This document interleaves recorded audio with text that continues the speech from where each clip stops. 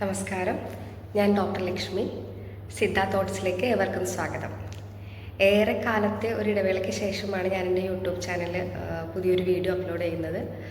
ഇനി മുതൽ ഒന്നും കൂടെ ഒന്ന് സജീവമാവാനായിട്ട് നോക്കുകയാണ്. പുതിയതായിട്ട് വരുന്നവർക്ക് ഞാൻ സിദ്ധ കൺസൾട്ടൻറ്റ് ഫിസിഷ്യനാണ്.